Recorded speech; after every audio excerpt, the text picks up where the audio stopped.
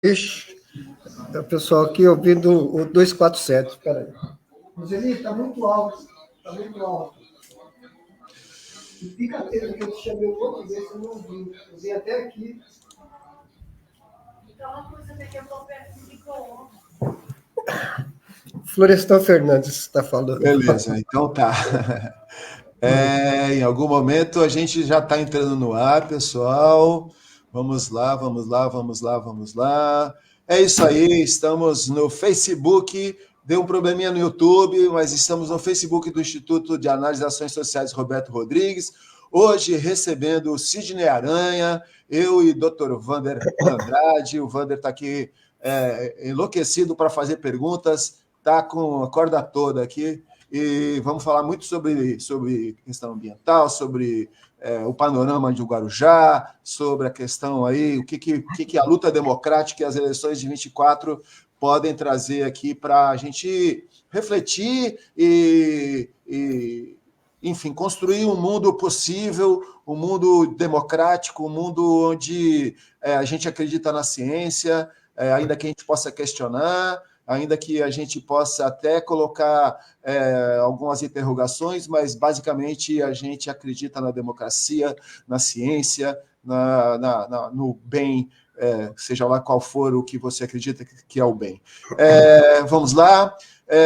Então, muito agradecido ao Sidney, e eu vou já abrindo aqui a live, passando a palavra aqui para o Wander. Boa noite, Wander. Boa noite, Sidney. Wander, vamos lá. Boa noite, Wander. Boa noite, companheiros. Boa noite quem está vendo a gente aí. E hoje a gente tem uma presença de um companheiro que a gente precisa prestar muita atenção nesse companheiro. Eu acho que todos nós já ouvimos falar do Sidney Aranha. Alguns chamam só de Aranha, né, Sidney? É verdade. Mas, com certeza, pessoal, o Sidney é um dos intelectuais, está entre os mais brilhantes que eu diria que está competindo em alguma eleição. Eu não tenho dúvida disso. Ele tem um acúmulo de conhecimento formal extremamente valioso e vasto, importantíssimo para a nossa luta. Tem um acúmulo de trabalhos, de lutas que a gente tem de respeitar muito.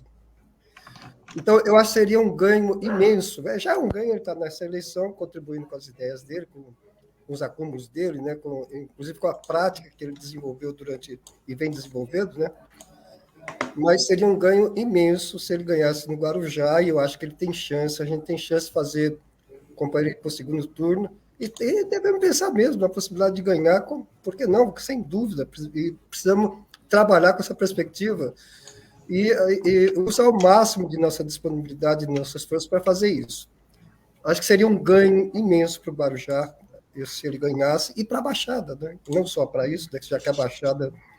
Só o Porto de Santos, a gente sabe que é 30%, né, Cid? Por aí, você sabe muito melhor do que eu, do PIB brasileiro, mais ou menos circula por ali, só pelo Porto de Santos, sem considerar Cubatão, que é o maior parque hidropetroquímico do Brasil e um dos maiores do mundo, é uma potência, tornando a Baixada, né, desses dois pontos, o Porto, o Cubatão, e um parque imenso de turismo balneário, que é também extremamente importante, tá certo? E o Guarujá é a nossa pérola, tá certo? Não deixa de ser a nossa pérola.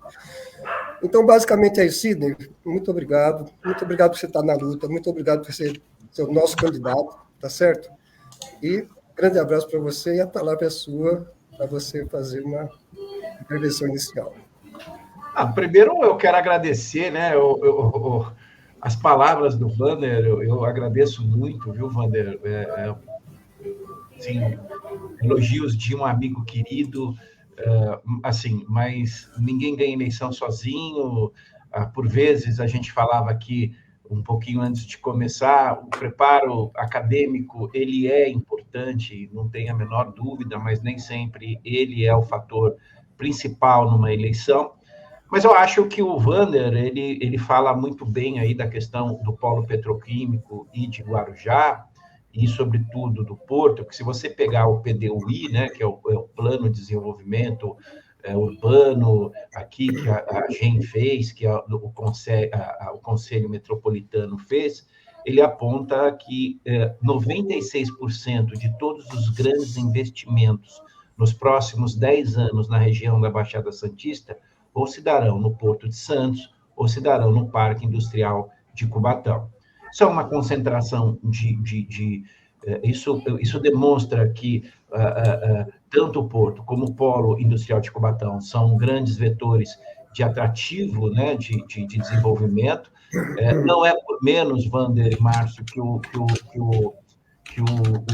a principal obra do PAC agora, do governo Lula, é o túnel Santos-Guarujá, e esse túnel ele não é por si só uma obra que há quase 96 anos nós queríamos que acontecesse. Ele tem uma função estratégica, que é o desenvolvimento do porto para o lado do Guarujá.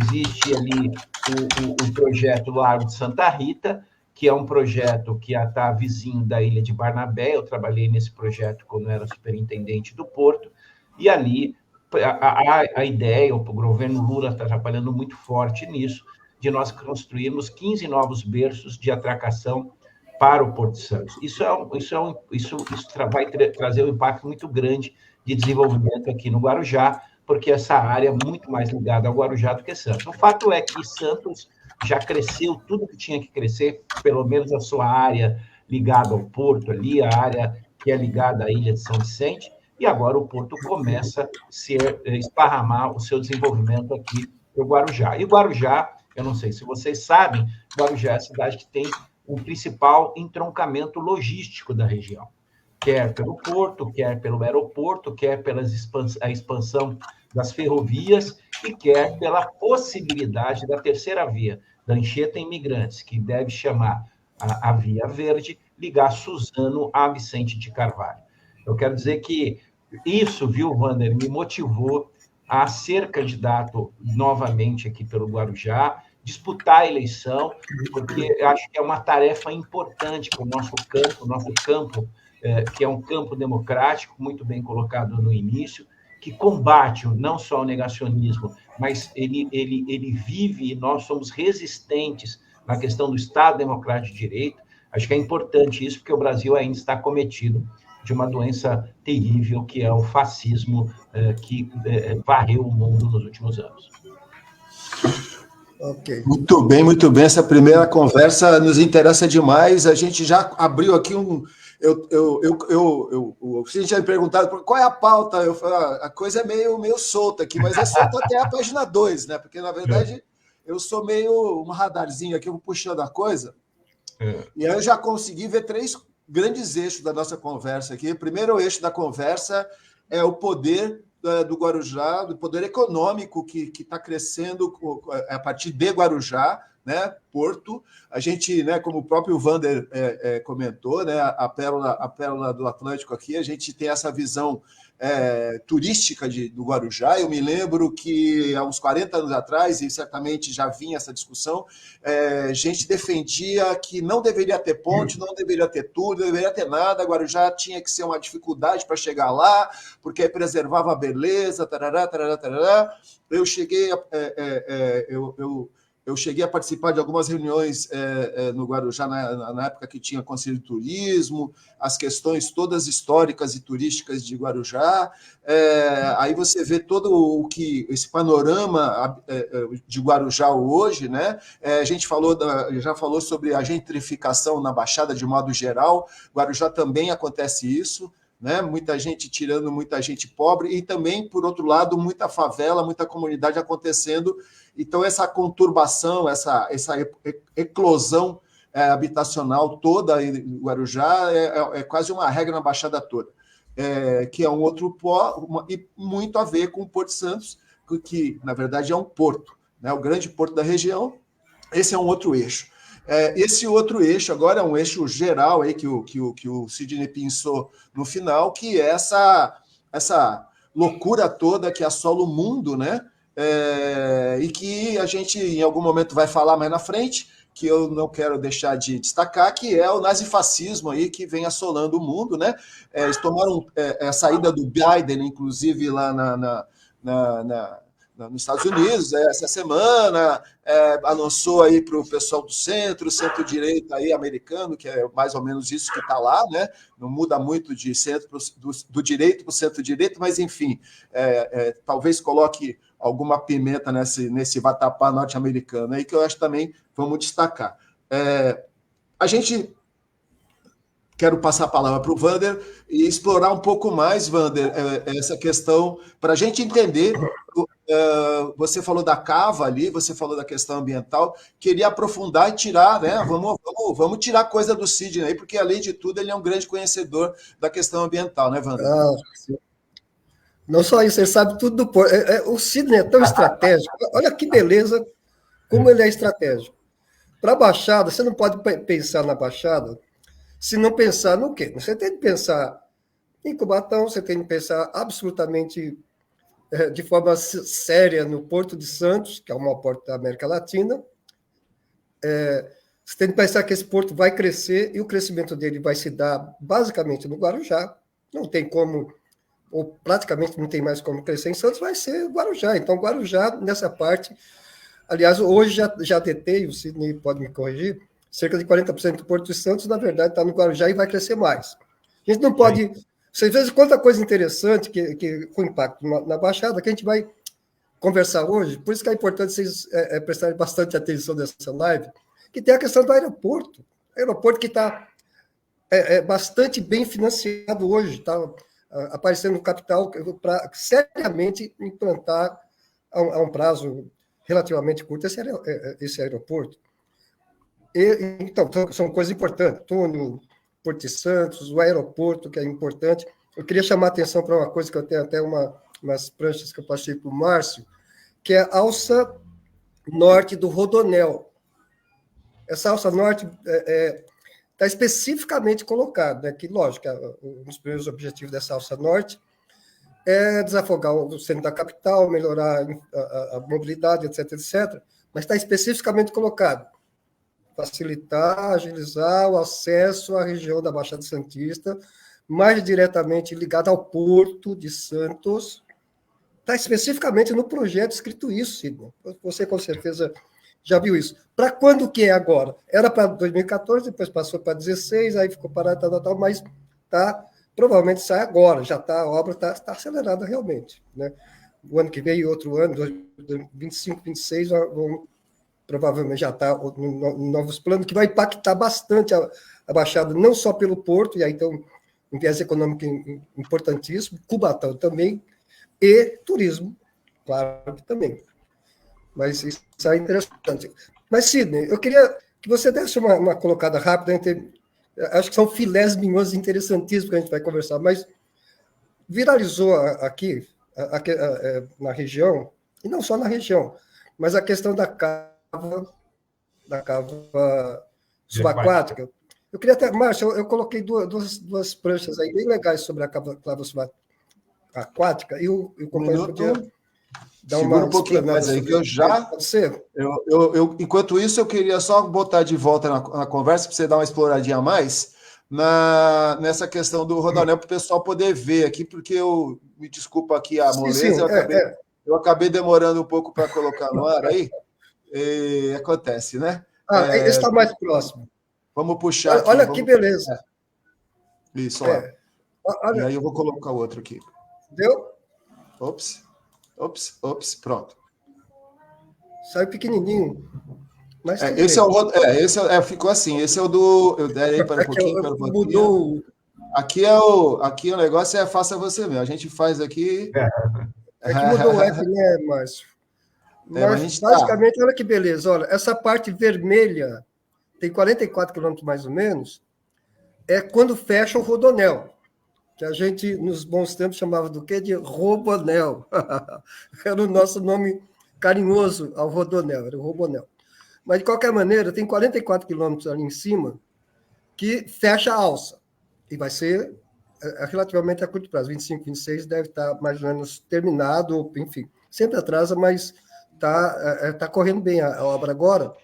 E se vocês acompanharem aqui embaixo, vai fechar, é só descer mais um pouquinho, você já tem acesso a Anchieta e Imigrantes, e especificamente é colocado que o objetivo é esse mesmo, facilitar o acesso à Baixada, principalmente direcionado ao porto e, em segundo lugar, direcionado ao...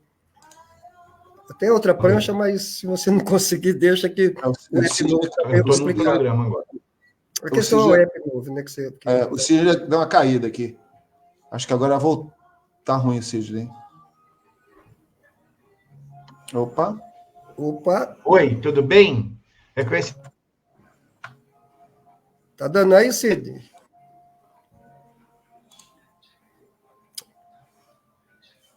Esse app aí tá complicado, hein, Márcio?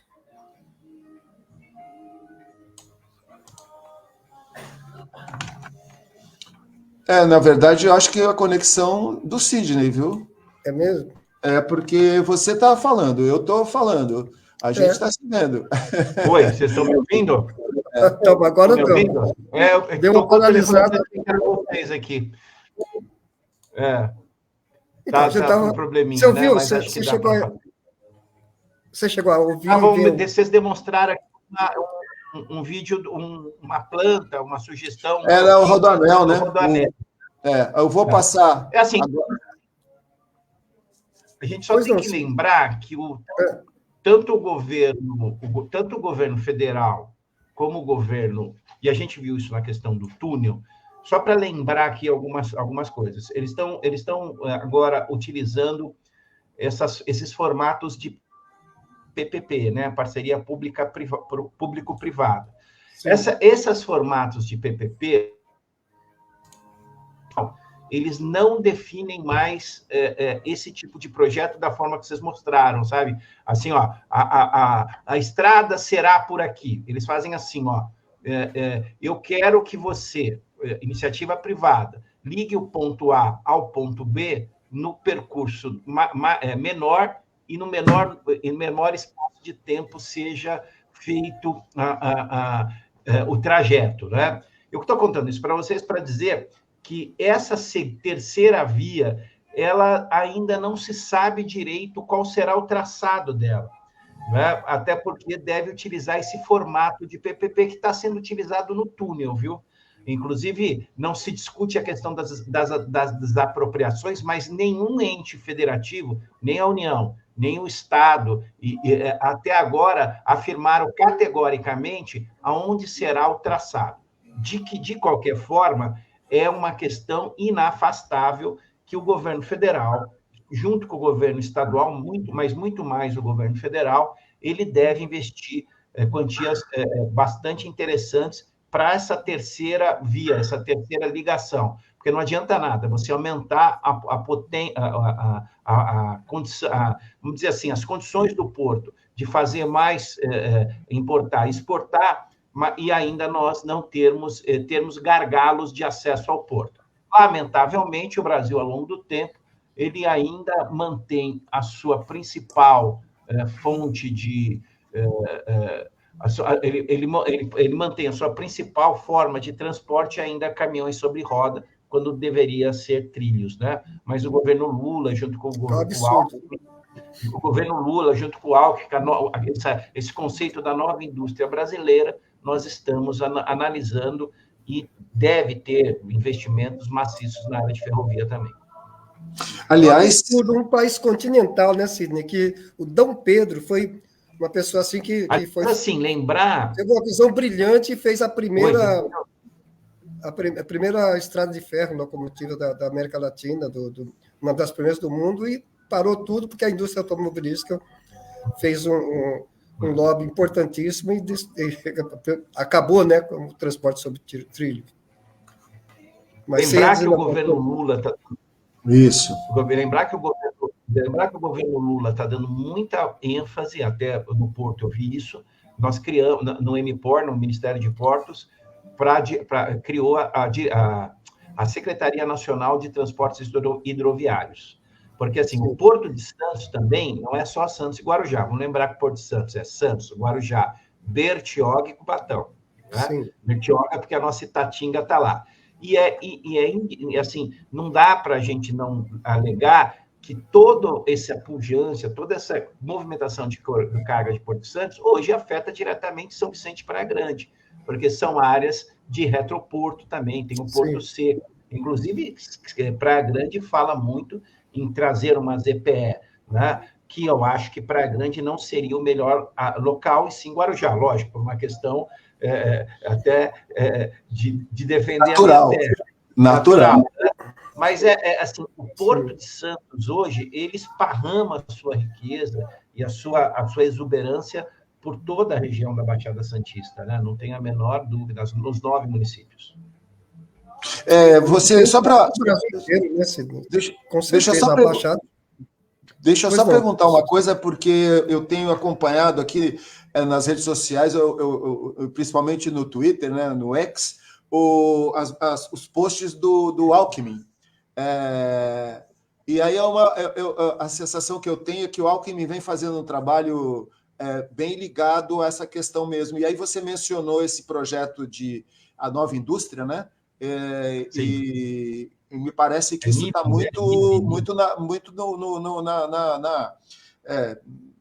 não é a cargo dele, vamos dizer assim, né? A cargo, não sei se eu estou correto nisso, e eu queria que você, falando sobre isso, falasse também o que a gente pode esperar aqui para a região do Guarujá, né? Claro, e de modo geral, como você mesmo já colocou, né? Tudo acaba se espraiando para as demais cidades, né?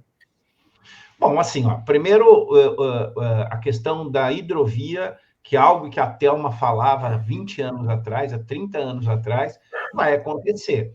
E a melhor área de hidrovia para que você possa ter a movimentação de carga de uma forma com desenvolvimento econômico, uma forma que não cause tão impacto ambiental, eu não sei se vocês sabem, é São Vicente, né? Pelos estudos do Porto, por isso que recentemente o prefeito Caio Amado, junto com o presidente Pomini, anunciaram a possibilidade da nova reformulação da poligonal do Porto São Vicente entrar. Há muito interesse nisso, né?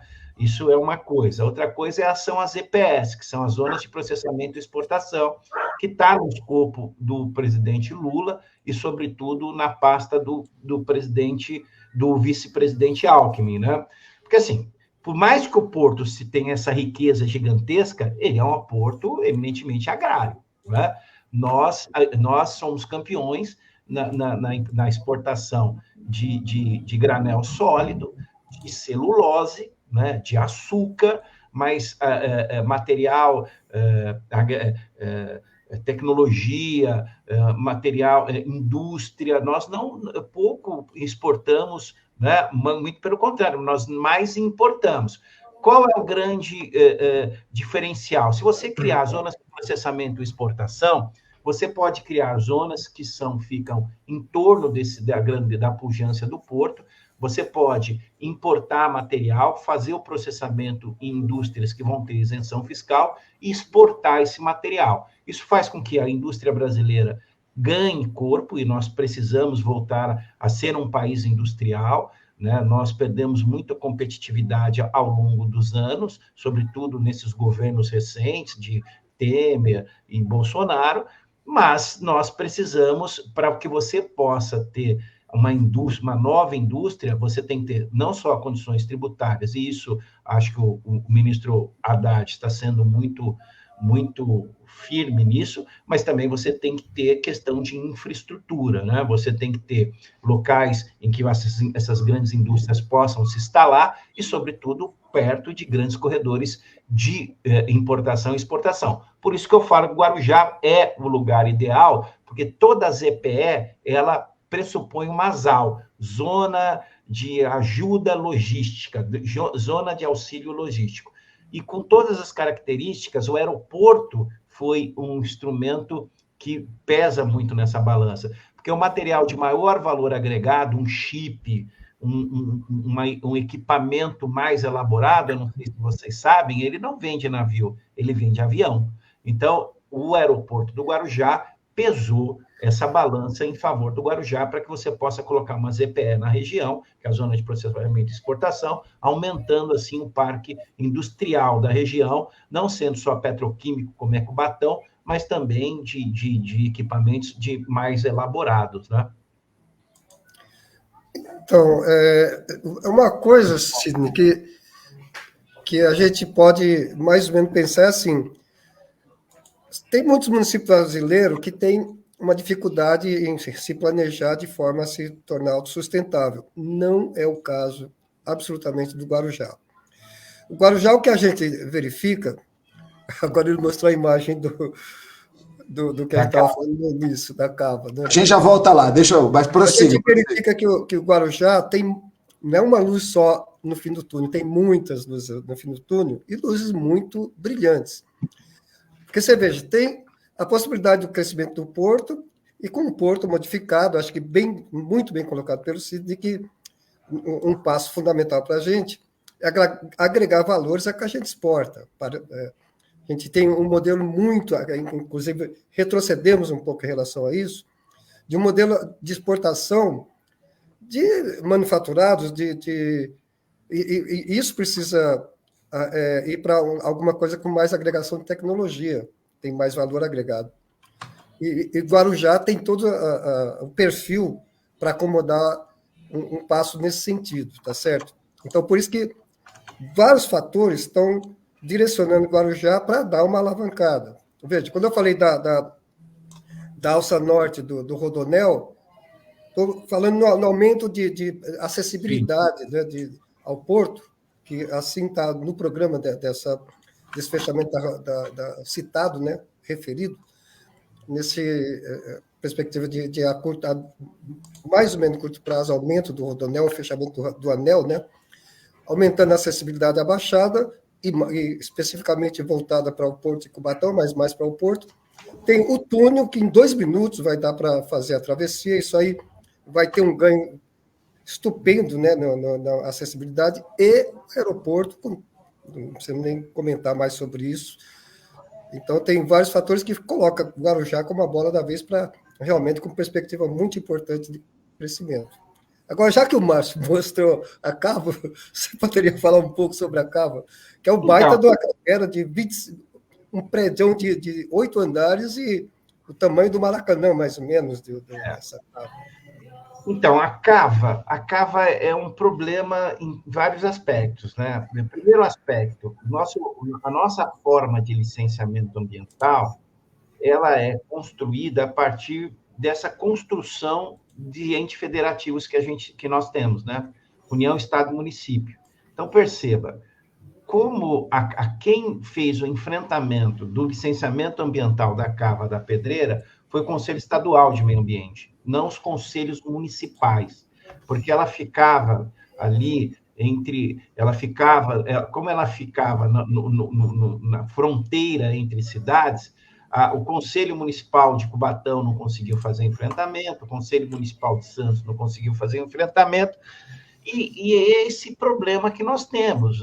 O Conselho Estadual de Meio Ambiente, ele não tem uma representatividade da Baixada Santista. E pela forma de licenciamento que nós temos, nós consultamos a CETESB. O órgão, o empreendedor consultou a CETESB. Se a CETESB liberou, é evidente que o lugar de discussão popular era no Conselho Estadual. Eu cheguei até a participar dessa reunião que o Hélio Lopes foi fazer o debate sobre a capa. Ela é revestida de várias questões em que, lamentavelmente, a sociedade quase nada pôde opinar, né? Mas, de qualquer maneira, a CETESB fez o licenciamento.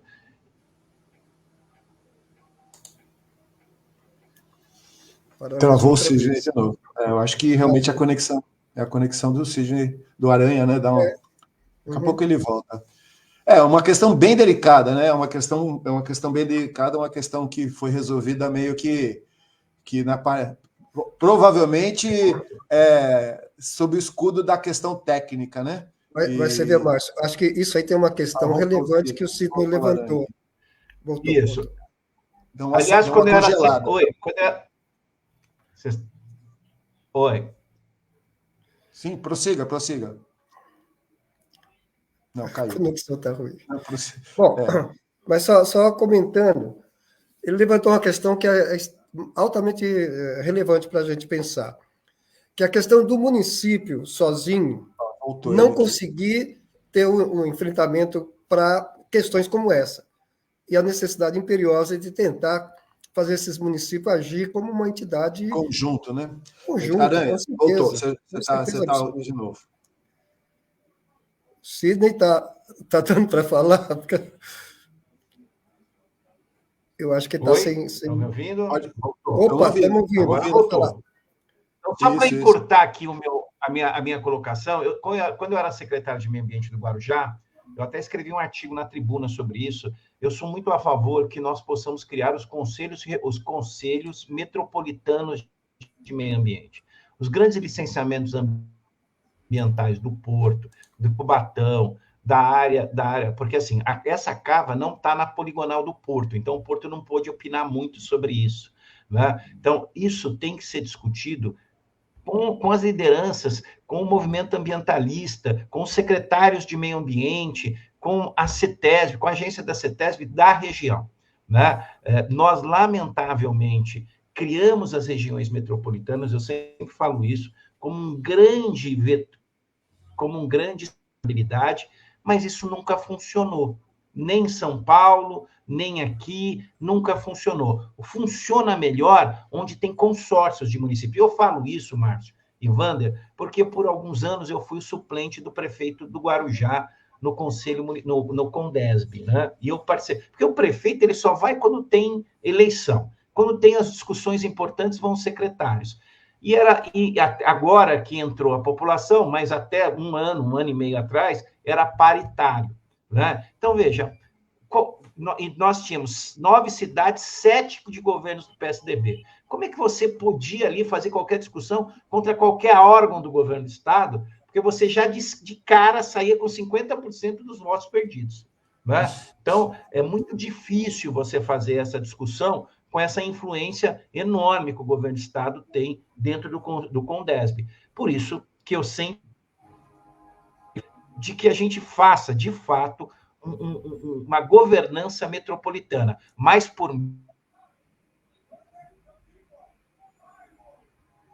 de qualquer maneira, Wander, para te responder também, a questão técnica ela pode ser revista a qualquer momento, porque um licenciamento ambiental ele não é perene, ele não dura.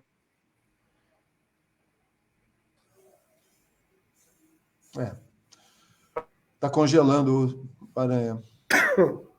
Essa questão que ele está levantando, daqui a pouco ele volta, essa questão que ele está levantando, que não sei se está nos vendo agora, Aranha, que você está colocando sobre a questão da governança, né? É fato que os interesses regionais acabam, vou usar uma expressão meio chata, mas sendo tutelados por um interesse maior que acaba... essa própria configuração já coloca sob suspeição, né? E já tira a legitimidade, porque, claro, é difícil falar em representatividade. A gente tem essa questão dos conselhos no Brasil, nos municípios, nas regiões. Sempre, eu acho que é bem-vindo, né? Os conselhos são bem-vindos, existem várias instâncias de conselhos, alguns com muita atividade, outros mais para aparência, alguns com efetividade de realização. Eu estou falando porque tem conselho esporte, turismo, segurança, pessoal com PCD, enfim, tem uma série do meio ambiente, quer dizer, a gente tem que olhar como um todo, né? Nesse caso aí eu achei muito interessante quando você falou.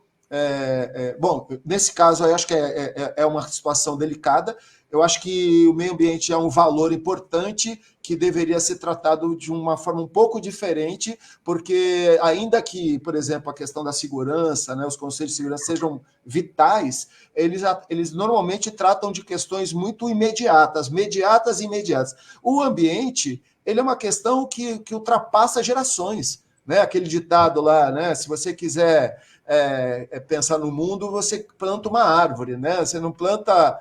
Então, enfim, essa ideia de questões ambientais deveria ter um outro tipo de abordagem. Mas você falou um negócio ali que eu queria destacar. Você falou, o Porto não teve muito o que fazer sobre isso. Qual é a medida disso? Qual é a extensão desse não pôde fazer muita coisa? Não pôde fazer nada? Não tem essa condição de dialogar? Eu não consegui entender. Cortou. Ah, cortou. É que você falou na sua fala, você falou que sobre essa questão da cava, o Porto não teve muita intervenção. Teve como, na verdade, pelo que você falou, não só o Porto, como nenhuma das cidades, né? O Porto, nesse caso, ele não teria nenhum poder de persuasão, nenhum poder mais efetivo, porque todo mundo romantiza o Porto como um poder, assim, quase uma outra cidade um pouco maior e mais poderosa que as outras cidades, inclusive. Não sei se você tem essa sensação também, se vocês não têm essa sensação, né? Então, quer dizer que não tem esse poder todo, nesse ponto, por exemplo, não teve.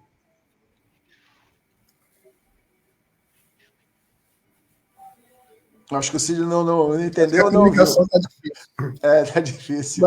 Mas só colocando, eu acho que uma questão-chave que está colocado para a nossa região é o consórcio que, inclusive, não é tão fácil de viabilizar pelas questões mesmo políticas, pessoais, enfim, de cada município, de cada grupo político. Então, é meio difícil, mas seria extremamente importante para a nossa região.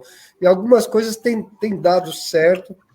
Da parte da saúde, algumas coisas têm sido feitas com sucesso, mas não é fácil fazer um consórcio e abrir para reforçamento do trabalho, né?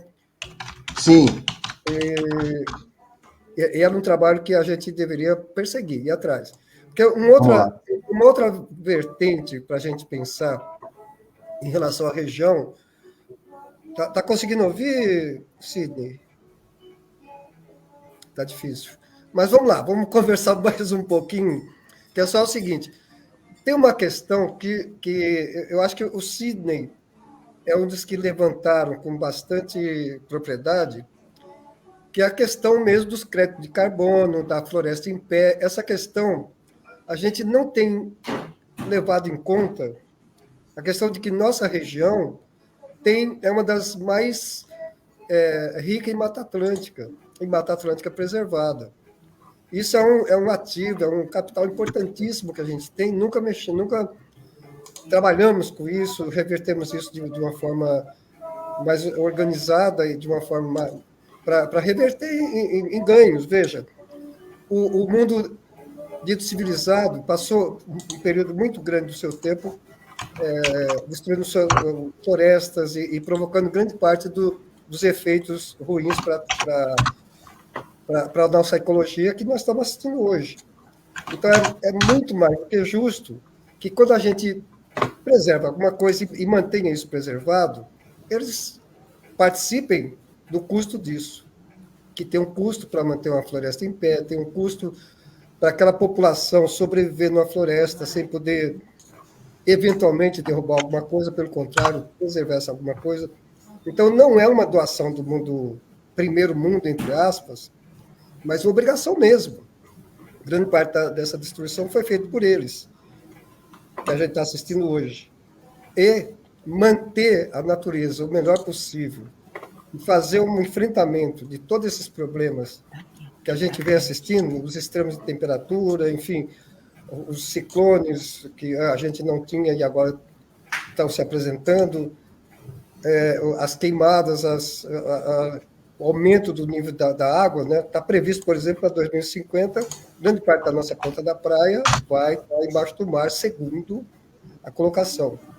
E não esquecer disso, que foi visto assim com muita tristeza, a NASA afirmando que em 2070, ela nem fala que é parte do Brasil, viu, Márcio? Ela fala que é o Brasil, viu, Sidney?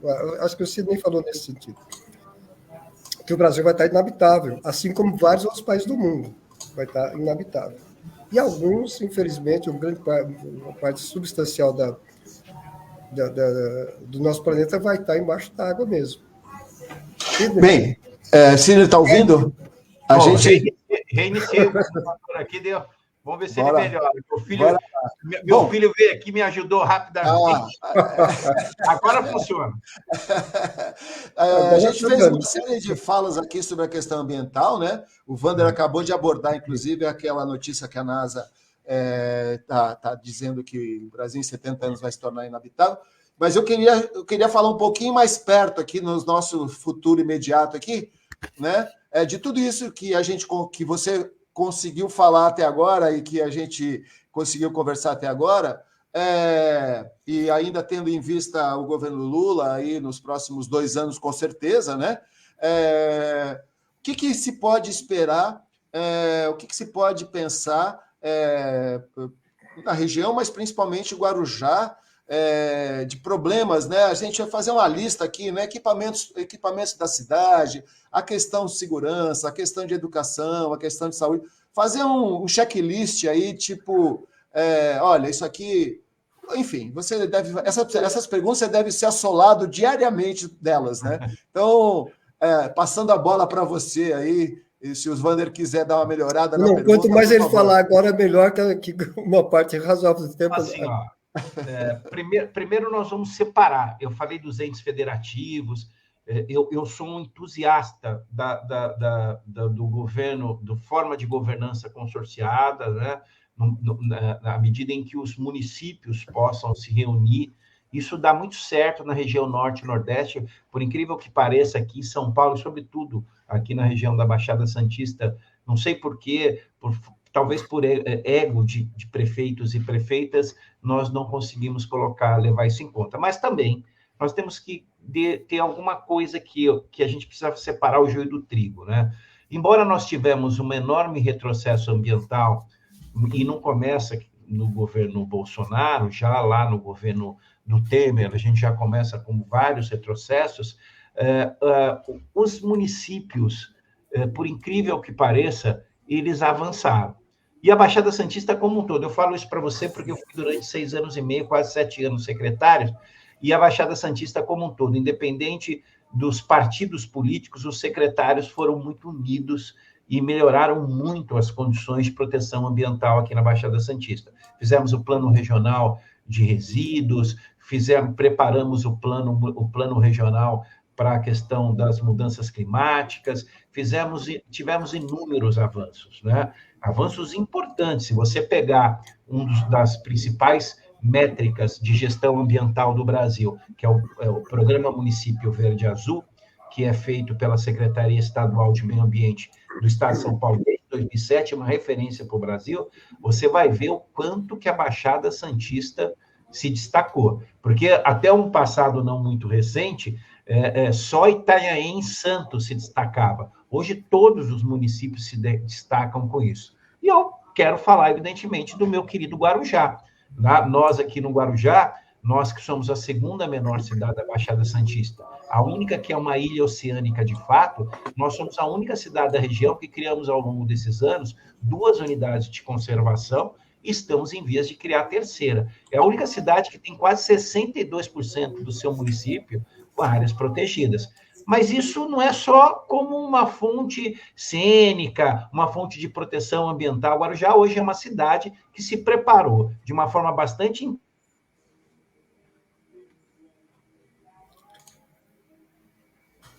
Tem que chamar o filho dele outra vez. Congelou, é uma pena. Os filhos dessa hora são importantes. Eu vou querer muito fazer de novo uma live com o Sidney, viu? Vamos precisar. Mas deixa eu aproveitar. Voltou. Voltei. Voltou. Fica, não mexe. Na hora que você voltar, a palavra é sua automaticamente. Eu cortei aonde? Você estava falando da ilha oceânica de Guarujá, né? Então, e as unidades de conservação, e tá para criar uma 62% da floresta está preservada. Então, assim, nós somos uma cidade que apostamos muito em unidades de conservação, porque, eu aconselho que vocês leiam um livro do Jorge Caldeira, que, assim, Brasil, Paraíso Restaurável, e ele fala, muito engraçado, ele fala no livro que a profissão do futuro é plantar árvore, mas ele não fala isso de uma forma lúdica, ele fala porque a árvore é um instrumento econômico de sequestro de carbono, de subidor de carbono, que vai habilitar as cidades a ter e poder competir no crédito de carbono. Então, Guarujá e a região, como você falava, Wander, é uma região importante, fragmento de Mata Atlântica, é o maior fragmento de Mata Atlântica, mas, por outro lado, nós somos um hotspot. O que é um hotspot? Nós temos um fragmento de Mata Atlântica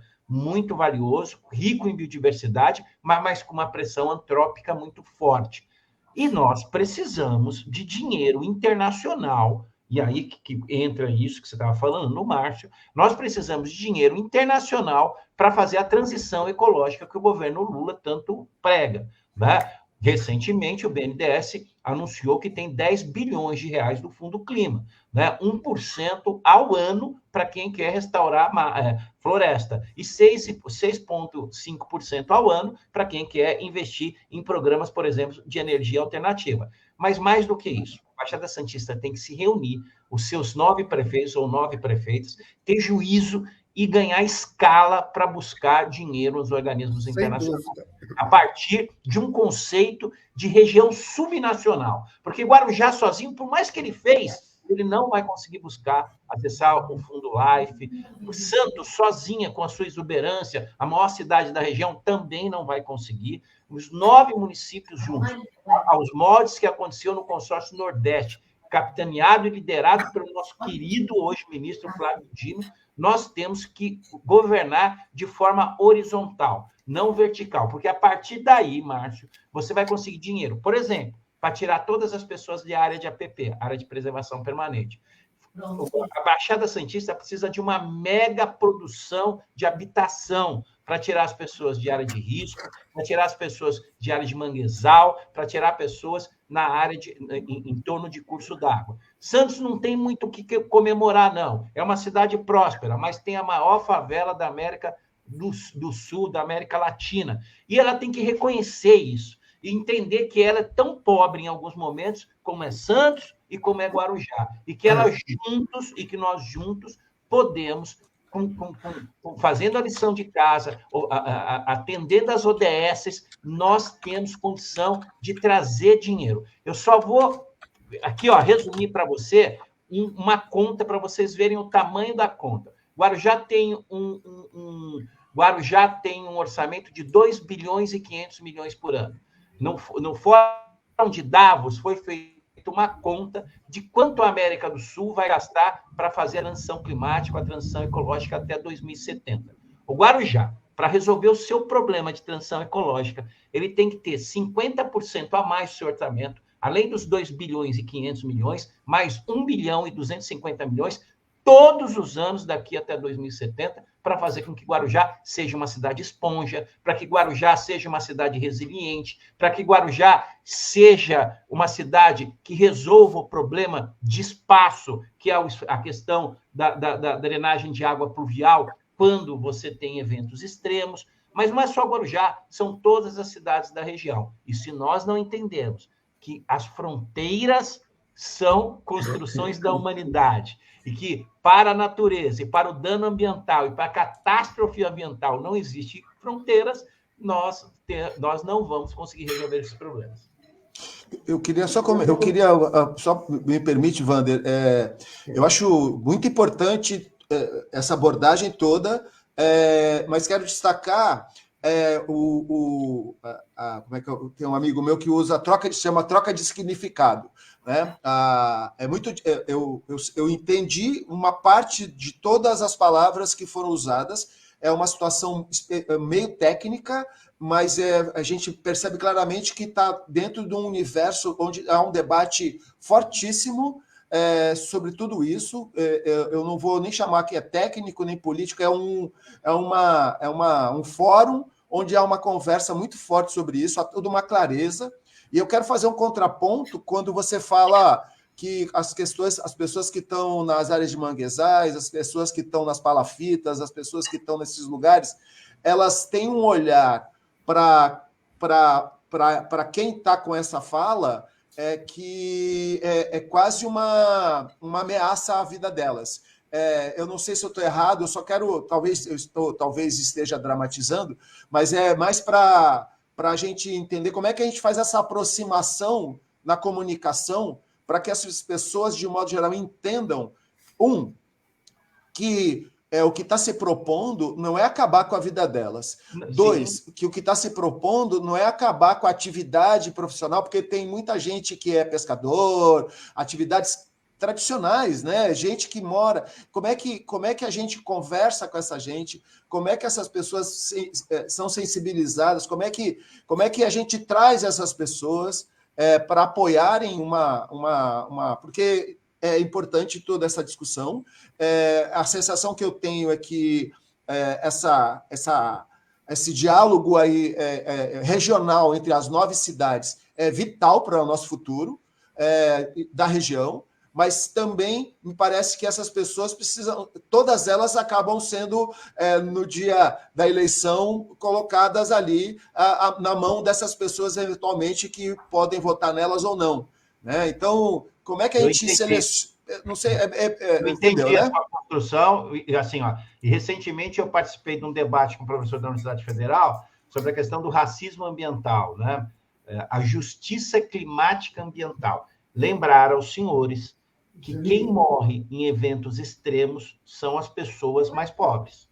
Porque as pessoas mais pobres, elas não estão em área de risco, ou não estão em área de APP, área de população permanente, porque elas querem, elas estão lá porque nós não temos política habitacional de produção de residência. Né? Voltou agora a faixa 1 com o presidente Lula, mas efetivamente nós precisamos tirar essas pessoas de lá porque elas estão mais expostas aos riscos de morte. Né? Veja, aqui no Guarujá, em março de 2020, quando caiu 2 morros, 34 pessoas morreram. E veja você, maioria mulheres e negros. Né? Você já ouviu falar no racismo ambiental? É porque as pessoas que estão nessas áreas, elas são pessoas que acabam indo para essas áreas porque elas não têm opção. Não existe política pública habitacional. Por exemplo, no antigo governo Bolsonaro, acabaram com a faixa 0 do Minha Casa Minha Vida, de 0 a 2 salários mínimos. Então, assim, as pessoas precisam ser readequadas.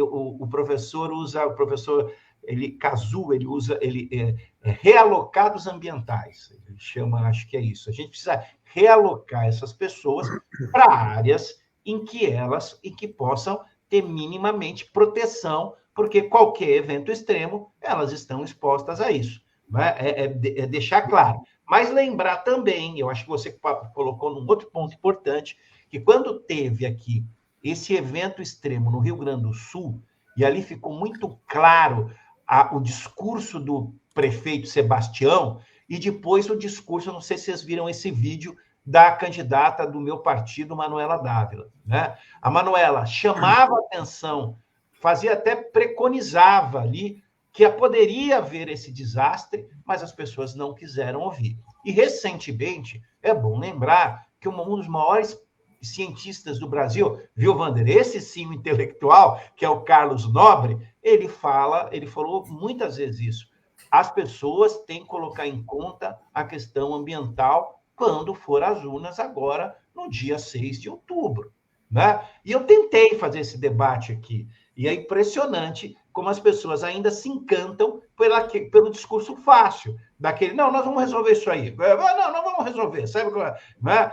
Se as pessoas não colocar em conta que a questão da proteção ambiental significa a sobrevivência delas, né? O maior cuidado, quando a gente fala em plano municipal de adaptação às mudanças climáticas, esse nome pode ser gigantesco, mas o que nós estamos falando é o seguinte, como é que nós vamos prever os desastres para que as pessoas, para proteger as pessoas, né? Serviços ecossistêmicos, soluções baseadas na natureza, são todas as ferramentas que nós podemos usar. Mas se as pessoas não levarem em conta, no dia 6 de outubro, no momento da sua votação, que o seu destino é feito na escolha do seu voto, se você votar num negacionista, se você votar num cara que não aborda esse assunto, se você votar num cara que diz que tudo isso é uma besteira, você pode correr o risco de sofrer grandes consequências. E só para terminar mesmo, e não é de agora, viu, Wander e Márcio? O IPEM, em 2017, e eu escrevi uma nota técnica sobre isso quando eu estava lá no meu doutorado, em 2018, o IPEM, ele fala com todas as letras, que primeiro ia acontecer no Rio Grande do Sul, depois ia acontecer na região norte, olha a seca lá no Amazonas, e a bola da vez, negativamente, é Santos e Guarujá. Nós estamos numa região absolutamente vulnerável. Desde 2017, o IPEM já preconiza. Aconteceu, mas não aconteceu na dimensão que os estudiosos já anunciam para a nossa região. Ou seja, na verdade, a próxima eleição pode realmente definir, a eleição municipal pode definir entre a chance de a região conseguir sobreviver a uma situação, um evento muito de um acidente gigante mesmo, nem é acidente, né? Acidente é coisas que não se previa, né? De uma pré-dita catástrofe ambiental ou não, né? Ou não. O próximo prefeito ou a prefeita, ele não pode evitar o evento extremo, a força da natureza, mas ele pode cuidar das pessoas, que as pessoas não sofram e não morram por conta disso, né? Eu vou dar um exemplo muito simples que nós fizemos aqui no Guarujá, viu, Wander? Quando nós começamos lá em 2017, já vinha ali do governo Antonieta, nós demos continuidade, porque era algo importante. Por exemplo, a Praia da Enseada, que é a maior praia do Guarujá, era uma praia que estava num processo erosivo, porque você tinha uma intervenção muito grande na areia da praia, que eram aqueles quiosques, né? Nós simplesmente tiramos os quiosques, colocamos para cima ali no calçadão, vá no final da enseada para você ver a restinga reflorescendo, as dunas todas voltando, que são serviços ecossistêmicos, solução baseada na natureza. Apenas uma intervenção, tiramos o concreto do meio da areia, a praia já respondeu. E essas soluções, elas podem ser feitas desde que você faça o planejamento para isso. Mas sabe que eu me lembro daquele filme Olhe para Cima? Não Olhe para Cima. Não Olhe para Cima. Que é um filme que interessantíssimo, que fala é o negacionismo, né? Não sei se vocês assistiram, mas é um filme importante para mostrar isso. Tinha um cometa caindo e o pessoal, enfim, os mais ricos sabiam, não, tem uma saída, então finge que não está caindo e engana todo mundo.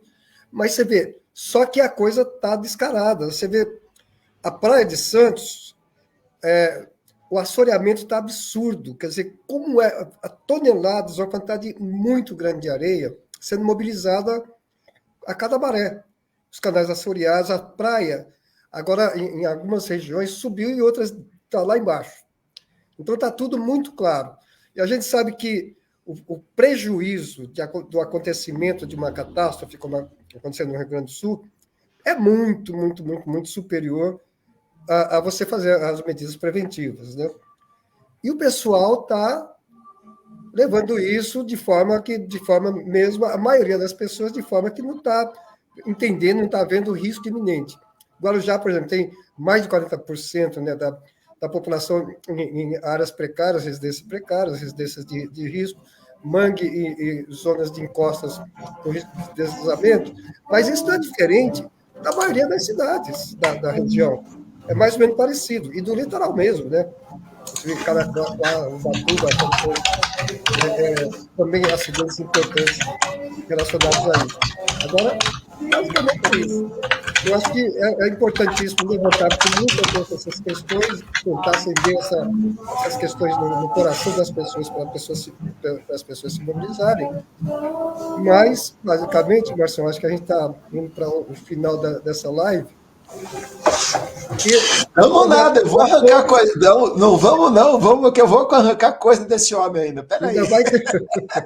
As perguntas do Chico do Brinco aí da Sabesp. Chico do Brinco botou uma tese aqui, ele escreveu um livro, e a pergunta dele, ó. Sidney Aranha, o governador de São Paulo acabou de entregar a Sabesp para a iniciativa privada por um preço 1% mais barato do que o seu valor de mercado. Aqui em Guarujá falta água direto, principalmente nas periferias à noite e finais de semana. Você, que já brigou bastante contra a Sabesp, acha que vai a iniciativa privada, que nem tem experiência na área, vai resolver a falta d'água ou vai piorar e aumentar os valores das tarifas? Bom, não, primeiro assim, né? Eu acho que, já que o Wander falou de um filme, eu vou falar de outro, né? O livro de Eli, né? Aquele do Denzel Washington, que ele é o protagonista. Belo filme. Esse livro demonstra que o controle da água potável é o controle da vida. Então, evidentemente que a Sabesp não poderia, não é pela questão do preço vil, é pela questão do setor estratégico, que é a questão da água, saúde preventiva, não é? Ainda que desse um lucro milionário para o Estado, não deveria e não poderia ser privatizado. Mas, assim, ela já estava privatizada há muito tempo, 49,5% do seu capital já estava na Bolsa de Valores de Nova York. E aí, Chico, o que fez com que agravasse o serviço precário da Sabesp ao longo dos anos, foi essa privatização, essa semi-privatização que aconteceu lá atrás. Porque se você pegar os dividendos, a distribuição de dividendos para os acionistas da Sabesp, você vai ver que eles não fizeram algo básico. Eles não separaram parte do lucro da Sabesp para reinvestir. Então, todo o equipamento ficou obsoleto e cidades como Guarujá, que é uma ilha oceânica, e por ser uma ilha oceânica, ela tem todas as dificuldades de uma ilha, que entre elas é a escassez hídrica. Por exemplo, Cubatão é campeão em recurso hídrico na região, não sei se vocês sabem. Santos só tem água porque Cubatão existe, porque senão Santos nem teria água. E nós não tivemos, nós captamos em Santos e captamos uma parte em Cubatão, mas nós temos inúmeras dificuldades. Evidentemente que eu não tenho a menor dúvida que eu vou falar isso para vocês hoje. É questão de tempo reestatizar a Sabesp. Porque todas as empresas de água no mundo que foram privatizadas foram reestatizadas. Porque mais cedo ou mais tarde, o governo e o próprio governo Lula, que tentou impedir isso, vão entender que não tem jeito, que são setores que não dá, setores que dar prejuízo ou lucro não é interessante, porque ofertar água potável para a população, ainda que dê lucro, ela vai dar na outra ponta lucro, porque você vai estar ofertando saúde preventiva. Água potável. E outra coisa, do ponto de vista simbólico, já que a gente falou de símbolo, Márcio, um tempo atrás aqui, do ponto de vista simbólico, isso é perigosíssimo, porque se a água é o bem maior da vida e foi privatizada, é questão de tempo privatizar o oxigênio, né? Com certeza. Aliás, a questão, vocês falaram em filme, também eu vou falar em filme, então. Eu vou falar de 2 filmes. Um é A Guerra da Água, que é um filme que se reporta, inclusive, eu assisti esse filme e fui atrás, e realmente existe, eu só não consigo me lembrar agora de cabeça qual é o país, mas é um daqueles países lá ou é Dinamarca, ou é Suécia, ou Noruega. Não, mas teve uma Guerra da Água aqui, ou na Colômbia, ou na Bolívia, eu não lembro. A Bolívia fala de um filme do James Bond, inclusive, aborda de fundo isso, mas essa questão da água... tem uma grande empresa que está ou na Noruega ou na Suécia, na Dinamarca, eu não me recordo qual daqueles países lá, que ela investe exatamente sobre isso. Ela tem um controle fortíssimo nesse mercado de água no mundo. Então, assim, o capitalismo, né, sem querer trazer ideologia para a discussão, mas não tem como a gente não entrar nesse viés, né, ele se autoalimenta insanamente, né, da própria vida da gente, né? Se a gente não controla ele, né, ele é aquele bichinho que, quando você passa a mão nele, ele morde a sua mão e, ao mesmo tempo, ele balança o rabo, né? Então, tem que tomar muito cuidado com ele. E eles foram, Márcio, é pura estratégia da lei da oferta e da procura, porque se você fizer a conta, só 3% da água do mundo é água doce. Você sabia? Só 3% da água por cento do mundo é água doce. E essa água doce, quase 70% está nos polos congelados. Então, para você ter uma ideia, nós temos disponível quase 1,2%, 1,3%, 1,4% da água do mundo para toda a humanidade. Ter agricultura, ter indústria e uso doméstico. Né? Então, é insano o que o Tarcísio fez. Importante, isso tudo que você está dizendo, né, Wander? Inclusive, o Wander a ideia de que a gente uma joia do planeta, né? Quem é que não vai estar querendo a gente, né? Quem é que não vai jogar com a gente? Aí entra... Eu vou falar de uma coisa que pode até parecer teoria da conspiração, mas tem um sentido, que é a questão do pré-sal versus golpe da Dilma, versus prisão do Lula, versus Bolsonaro. Não vou ficar falando sobre isso, mas a gente que conhece sobre isso aí, já as esquerdas, de modo geral, já se falou muito sobre isso, né? Mas não deixa de ser tudo uma questão. E quando você vem para o grande porto da América Latina, né? E com todas as cidades da volta, com tudo, e cidades antigas, né? A gente está falando de coisas aí multicentenárias, né? Quer dizer, a gente já viu isso acontecer de várias formas, na época da colônia, né? Aí no Brasil antigo, Brasil velho, na Velha República, na Nova República, a gente está cansado de ver isso e aí volto. Eu quero, de novo, essa história, né? Quem vai ser o líder regional, e jogando a bola para o Wander, quem vai ser o líder regional que vai conseguir, de alguma forma, galvanizar essas 9 cidades aqui para conseguirem ganhar força e realmente levar para frente? E eu também queria só puxar aqui um contato, um comentário do Roberto trouxe aqui, que ele diz o seguinte: como fazer Guarujá voltar a ser a pérola do Atlântico novamente, voltar a ser líder do turismo no litoral e retomar o público que foi para o litoral norte? Esse é a grande problema. Aí o Chico emendando aqui, o Chico também já está perguntando a história do cassino. Então já viu, não dava para acabar? Tinha muita coisa ainda para conversar aqui. Tem muita coisa para conversar. Agora, é interessante que a Praia do Tombo, nos 10 últimos anos, ela tem a classificação azul, que da América Latina, é a melhor praia, em termos de classificação, pela ONU. A Praia do Tombo, em Guarujá. A melhor do Brasil e a melhor da América Latina. Quer dizer, o Guarujá tem um conjunto de praias belíssimas, tem um potencial turístico extremamente importante. Acho que esse potencial não está tão difícil, não é tão fácil também, mas não está tão difícil de alavancar, porque o principal tem, que são regiões belíssimas, praias belíssimas, enfim. Agora, para nós, esse grande potencial nosso turístico ficou bastante prejudicado pela pandemia, como todo local que tem atividade turística, mas ainda assim, a gente sempre teve uma dificuldade em trabalhar melhor essas questões. A gente vê regiões turísticas que não tem quase nada, só tem morros, etc. Eles conseguem fazer um trabalho bom, crescer e tal. Mas aqui a gente tem o Parque Turístico Balneário, que foi nos dado assim, praticamente de graça, um turismo barato e maravilhoso, tá certo? Mas que a gente tem um dos pontos fracos, as férias de julho, que seria um período de inverno, né?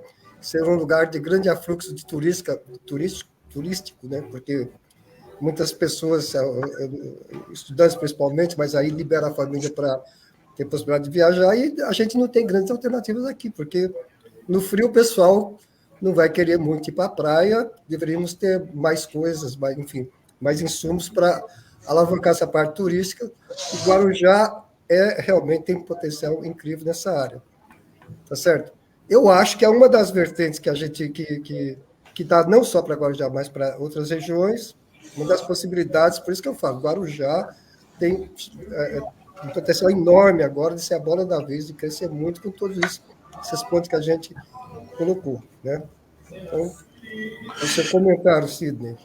Bom, assim, a gente falamos de vários filmes, agora vamos falar de um livro que eu li, eu gostei muito, né? É um livro que eu li quando era garoto, né? O Siddhartha, do Hermann Hesse, né? Que é um clássico. Também li.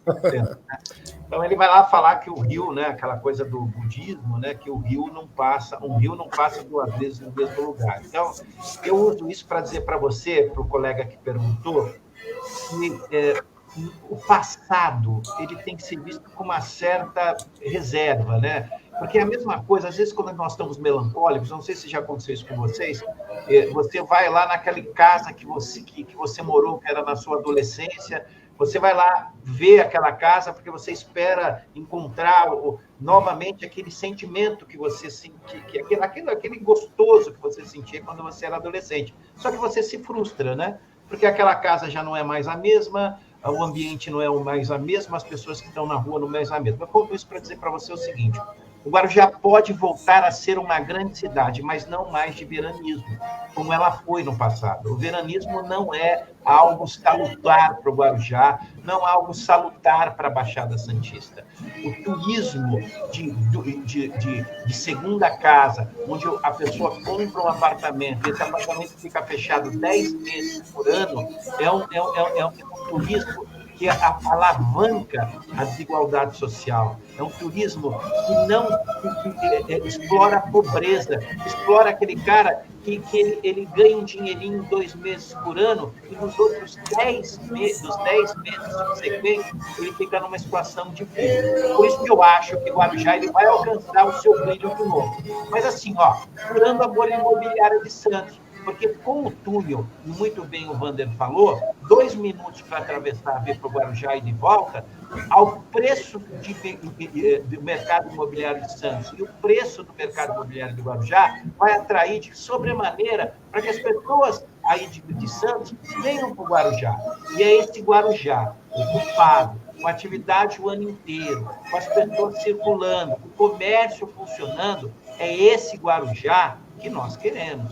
É esse Guarujá que nós precisamos. Aliás, é essa Baixada Santista que nós precisamos. Com terceira via de acesso, com as pessoas podendo fazer. Quantas vezes a gente viu isso na pandemia? As pessoas trabalhando em São Paulo, trabalhando em home office, que hoje é uma coisa muito possível. As pessoas têm que ter qualidade de vida na Baixada Santista, em Guarujá, em Santos, em São Vicente, e as pessoas, e nós temos que acabar, de uma vez por todas, na nossa região, o veranismo. Garanto a vocês, eu quero ser prefeito de uma cidade que foi fundada em 1934, o Márcio Wander, por uma empresa de especulação imobiliária. A especulação imobiliária na Baixada Santista só traz pobreza, só traz apartheid, só traz desigualdade social. Então, esse Guarujá do passado aristocrata, ele não vai ter. Ele vai ser o Guarujá. Deixa eu falar uma coisa. Grande parte uma parte considerável da minha vida, eu vivi em São Paulo. Estudei e tal, tudo em São Paulo. Mas sabe que uma das coisas mágicas, absolutamente mágica para nós, era o quê? Vir para a Baixada Santista, ver o mar, entrar no mar, pular onda. E isso, eu tenho muita família lá em São Paulo, em outras regiões, em Minas e tal. E é mágico para eles. E é mágico. Então, esse fascínio turístico para vir para a praia, para vir para o mar, para sentir aquele cheiro da maresia, é uma coisa que a gente já chegava com o coração pulando. Louco para tirar a roupa e cair na água, mesmo estando gelado, a gente vê até hoje isso. Então, veja, o turismo geralmente tem esse lado. Agora, no mundo inteiro, é uma indústria que gera muito emprego, gera muita renda, se feito da forma adequada. Eu acho que a gente tem essa possibilidade e a população de São Paulo, de outros lugares que não tem mar, vai estar avidamente fascinados para vir, para entrar no mar, para pular onda, para sentir o cheiro, para beber água salgada.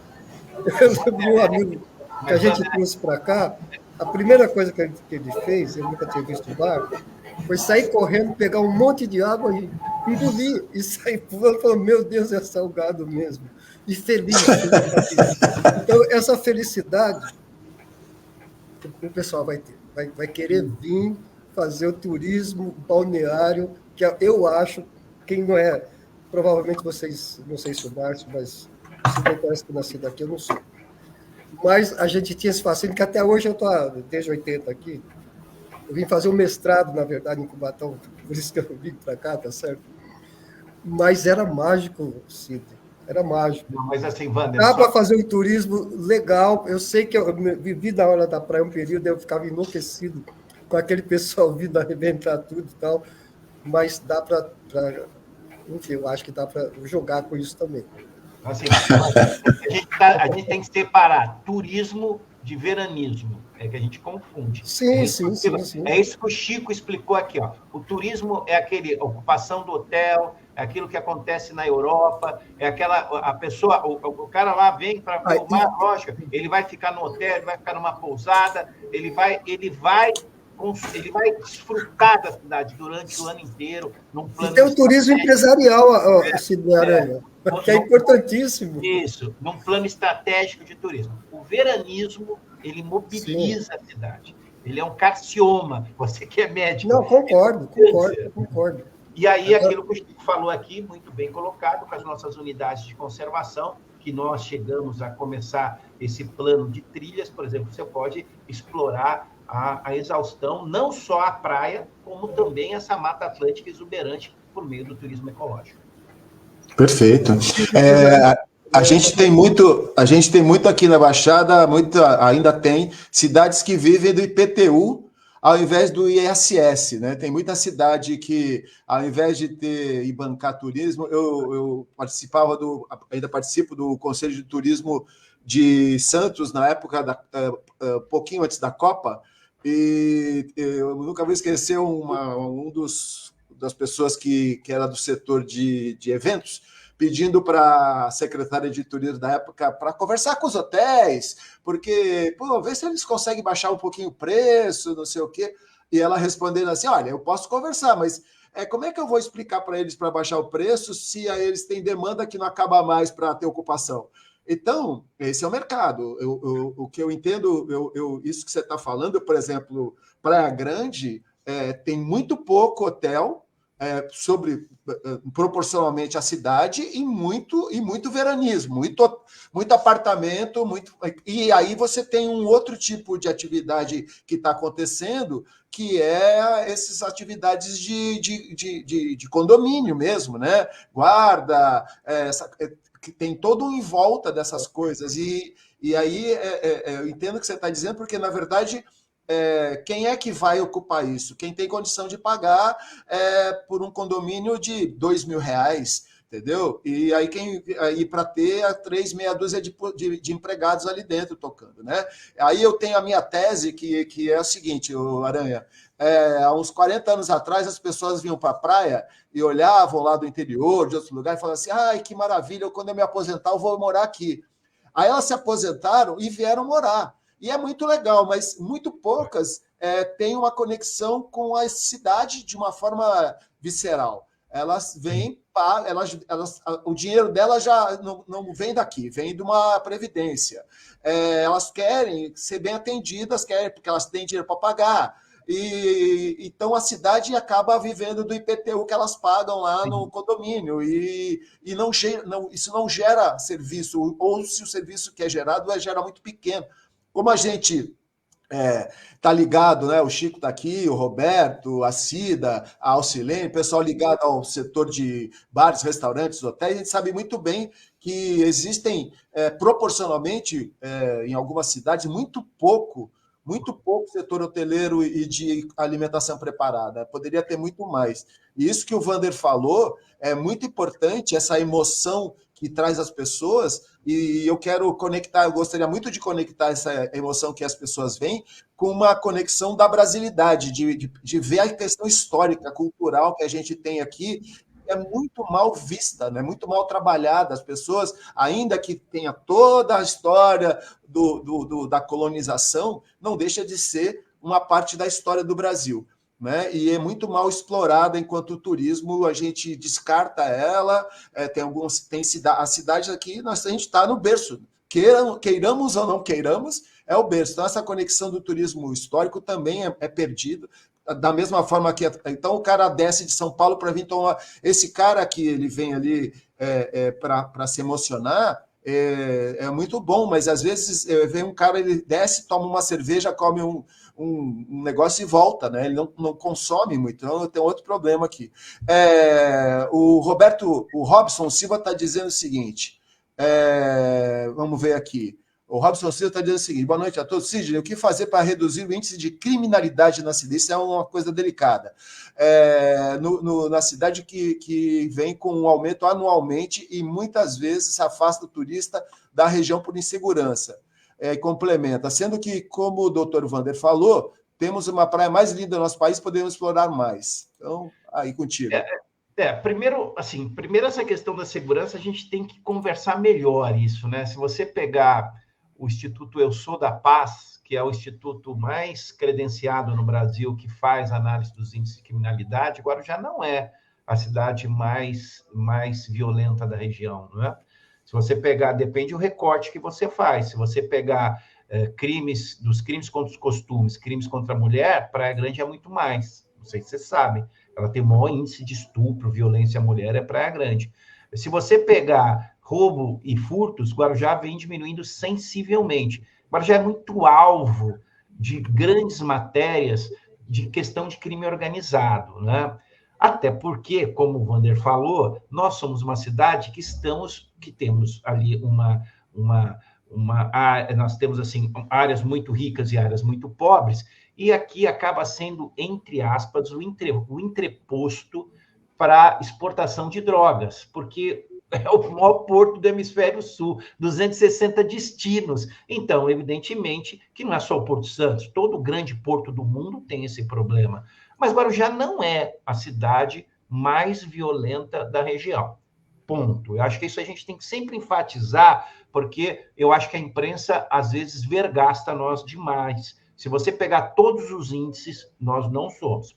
Mas também nós temos alguns problemas, né? Nós precisamos saber quem nós queremos eleger. Porque quando nós elegemos quem... A pessoa vai ali demonstrar o destino da cidade, né? Eu falo isso porque aqui no Guarujá, os quatro mosqueteiros, porque não são três, né? Tem que ter o D'Artagnan, né? Portos, Aramis, esqueci o outro, e o D'Artagnan, Portos, Aramis, esqueci. D'Artagnan tem outro. Tem outro. Daqui a pouco eu lembro. Então, assim, os quatro mosqueteiros que eu falo, que é a Secretaria de Serviço Social, a Secretaria de Cultura, a Secretaria de Esporte e a Secretaria de Meio Ambiente, com viés socioambiental dela. Essas quatro secretarias juntos têm um total de 6,2% do orçamento do Guarujá, no último orçamento de 2024.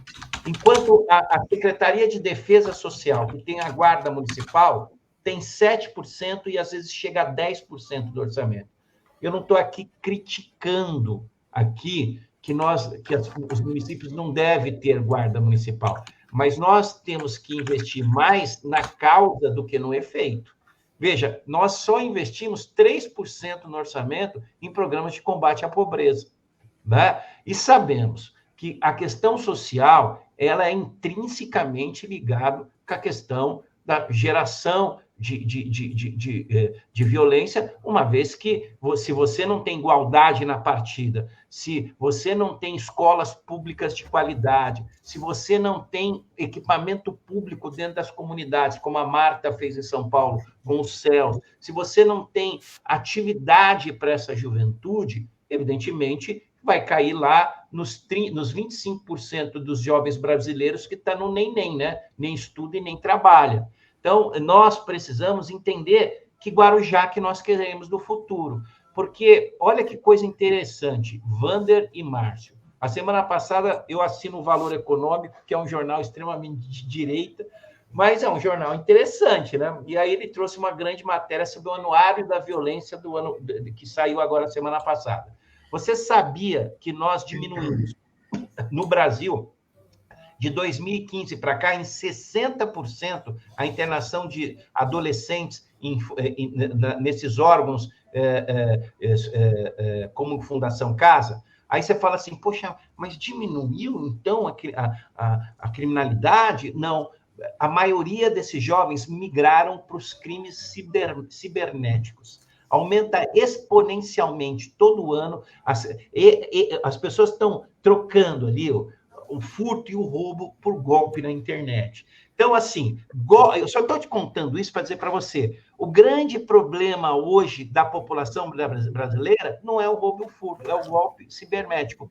E esse tipo de golpe, você não combate com a rota, com a viatura da PM, com o fuzil, com a guarda municipal, com a Operação Escudo. Você combate isso com a polícia judiciária equipada, com a polícia científica, com inteligência. E aí, eu só termino perguntando para você que está me assistindo.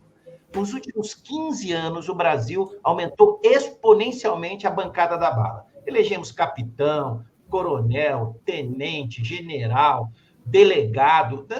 Aumentou demais isso no Brasil nos últimos 15 anos. A sua sensação de segurança aumentou ou diminuiu?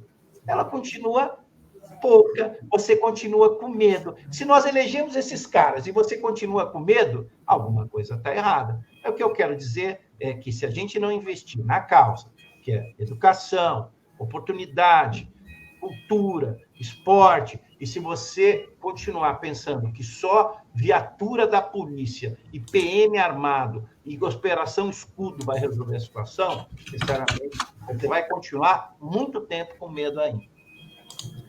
Eu estava preocupado com o horário do companheiro Sidney, que eu sei que ele está enlouquecido. A gente falhou muito no início. Eu queria dizer só uma frase bem rápida, mesmo com essa preocupação. O Brasil tem realmente, e tristemente, tem um problema específico de violência que a gente não esperava.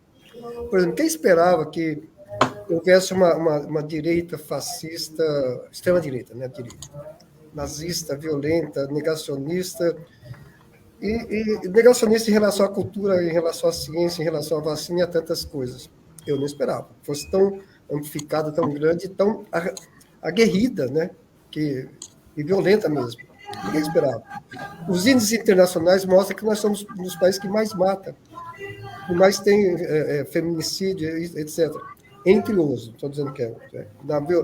Inclusive, assassinato, saiu uma pesquisa dizendo que estamos em primeiro lugar, mas tem outras dizendo que não é bem isso, que tem várias formas aí de fazer as pesquisas. De qualquer modo, tem uma questão aí que é muito complexa, como bem assinalou o Sidney, tem vertentes sociais, etc. Enfim, bastante complexa, é uma coisa a trabalhar bastante, mas reconhecer que a gente tem isso. Igual já seguramente, absolutamente, de forma segura, não tem isso aí como uma coisa explosiva, mas tem saído na imprensa, qualquer coisa, olha, agora já está aumentando muito, não é mesmo. Mas existe no nosso país alguma coisa desse tipo. Esqueci o Atos, me ajudaram aí. Aí, ó, tá aqui, ó. Olha lá. Você estava falando sobre esse aumento de crimes cibernéticos, né? Existe uma nova discussão aí que é sobre a questão do colonialismo, chamado colonialismo digital. Os caras estão entendendo que, da mesma forma que Marx falava sobre a apropriação primitiva de capital, né? Apropriação primitiva. Agora os caras estão falando da apropriação primitiva de dados. Chegou um ponto onde as grandes big techs aí, e os seus correspondentes países, né, detêm uma quantidade de dados de cada cidadão do mundo de tal forma que eles conseguem prever basicamente tudo que a gente vai fazer e que a gente fará, e eles conseguem, de alguma forma, eu sei que é difícil falar isso, mas de nos comandar já hoje, né? Então, essas questões aí, eu me lembro, recentemente, alguns amigos relataram que nas baladas aí das noites, nas grandes cidades, é muito comum eles beberem os tais energéticos com uísque e torrando milhares de reais por conta de golpes que são dados, né? E é quase como, e é um grande game, né? É um grande game. Então, assim, esse é um outro problema que mostra que a questão do dinheiro fácil ou ele vai com violência, ou ele vai com alguma forma de inteligência, mesmo que ela seja desvirtuada, né? Sem querer ser piegas, né? Como é que faz no nível educacional para tentar transformar isso de uma forma que seja cidadã, né? Onde é que estão na cidade? Como é que a gente localiza nas cidades isso? Eu sei que não é culpa do ensino municipal, né? É uma questão, de novo, complexa e profunda, né? Mas como é que a gente ensina isso da mesma forma que a gente tenta ensinar cidadania, tenta ensinar também que nos ensinos, porque eu sei que a educação ligada à questão da cibernética, né? Hoje é uma realidade. Como é que a gente coloca um pouco de ética nisso? Primeiro, assim, primeiro só lembrar para o Wander que eu não podia falar isso, que eu tenho um amigo chamado Philip, que ele está dando aula lá em Londres, numa universidade. Ele mandou até o último livro para mim. Ele é um professor e ele fala sobre a história da punição no Brasil, né? Então, lembrar que o Brasil é um dos países que mais prende no mundo, hein? Que, ao contrário do que se fala no jornal do Datena,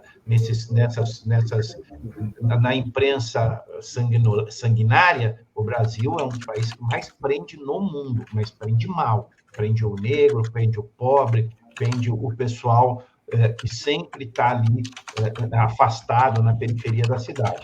A questão da educação, viu, Márcio, eu vou te sugerir, a gente está aqui falando, isso que você falou da coleta de dados, está no livro do Morozov, né, sobre as Big Techs. Eu cheguei a fazer um curso na Fundação Escola de Sociologia Política sobre as Big Techs, e eles dão um livro do Morozov para você ler, ele fala sobre isso, né? Ele vai lá no Conhecimento é Poder para chegar hoje nisso tudo que você falou. Mas, assim, eu também penso, eu vi tem um café filosófico muito interessante da Viviane Mosé, que ela fala sobre a nova educação no mundo.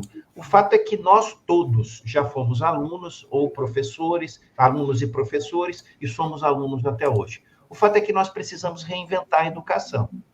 A educação da forma tradicional que está, ela não é mais atrativa para o aluno superdotado, para o aluno mais inteligente.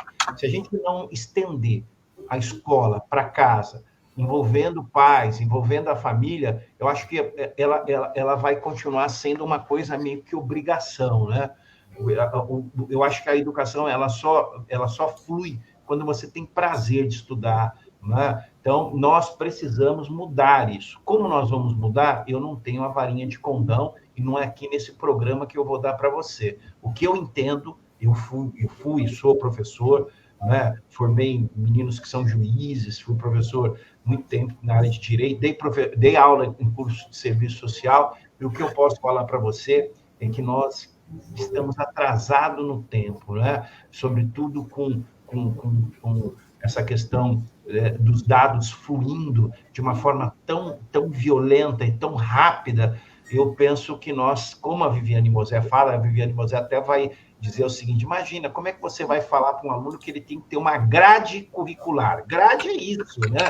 Ele vai ter uma disciplina. Então, nós precisamos reinventar, fazer tipo de uma autopoésia aí do Maturana e Varela, da questão educacional. E, para isso, a gente tem que chamar as pessoas que mais entendem disso. Mas não pode ser algo só de especialistas. Tem que ser algo conversado com o corpo docente, com o corpo discente. E a gente, de certa forma, viveu isso um pouco na pandemia, né? Quando a gente introduziu, ainda que de uma forma muito drástica, o EAD, né? O AD, ele foi uma demonstração clara. Nós que dávamos aula de uma hora para outra, nós tivemos que conviver com aulas de EAD. De certa forma, deu certo, mas é o início de uma modificação. Eu acho que não sou a favor do EAD totalmente. Agora, recentemente, o governo Lula disciplinou isso, 50% tem que ser atividade presencial, mas já foi um tipo de mudança. Eu lembro um livro que eu li que fala um pouco disso.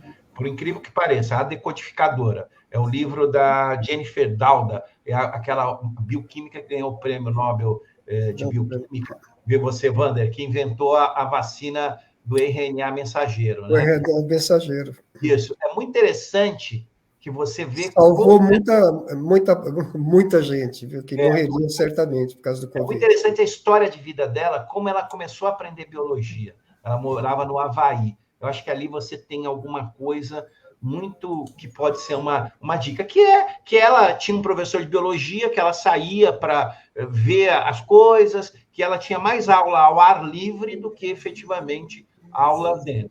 É difícil isso? Eu acho que é, mas não é impossível. Maravilha. Bom, agora sim, acho que agora já começou a entrar na reta final. Aí tem uma pergunta que a gente é obrigado a fazer diante de tanta diversidade de assuntos, né? E que o Aranha não deixou em nenhum momento de responder.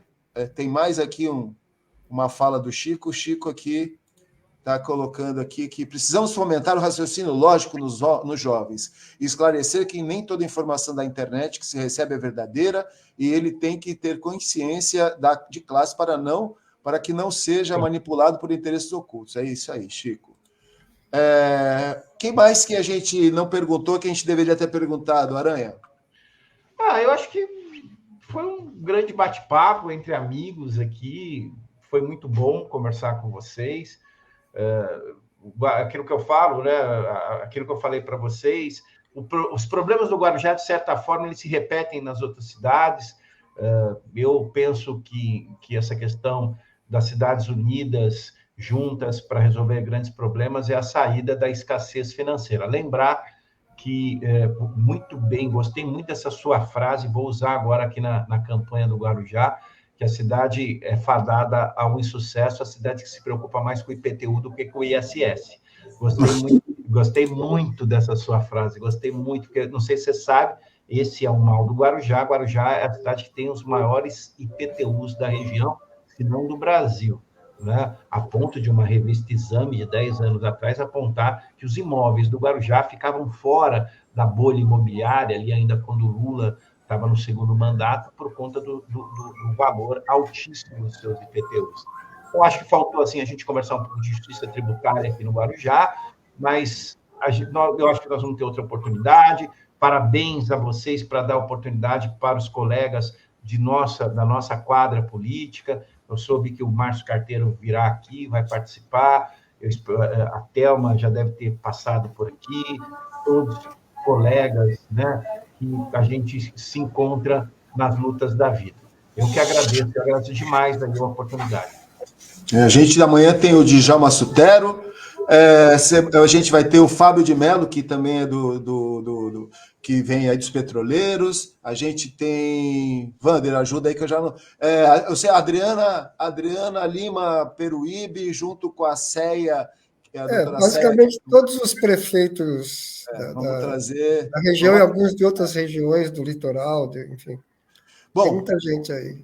Então vamos fazer a última rodada de falação aqui e aí a gente encerra, tá bom? Vamos lá, Wander, manda lá e só tenho de agradecer muito ao Sidney Aranha, que tirou, como eu estou dizendo, um tempo precioso dele, que esse período é um terror, a pessoa é solicitada aí para lá, para cá, e, enfim, e não tem vida, né? Basicamente está disponibilizado 24 horas por dia para um trabalho e no caso seu, eu tenho certeza que ele vai ser extremamente importante.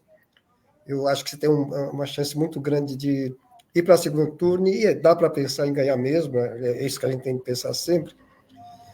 E é uma honra para nós ter uma pessoa como você competindo, e estamos aqui no apoio. Qualquer coisa, conte com a gente. Muito obrigado, foi ótimo os conhecimentos que você nos passou, enfim, as interações que tivemos. Obrigado e vamos para a luta aí, companheiro.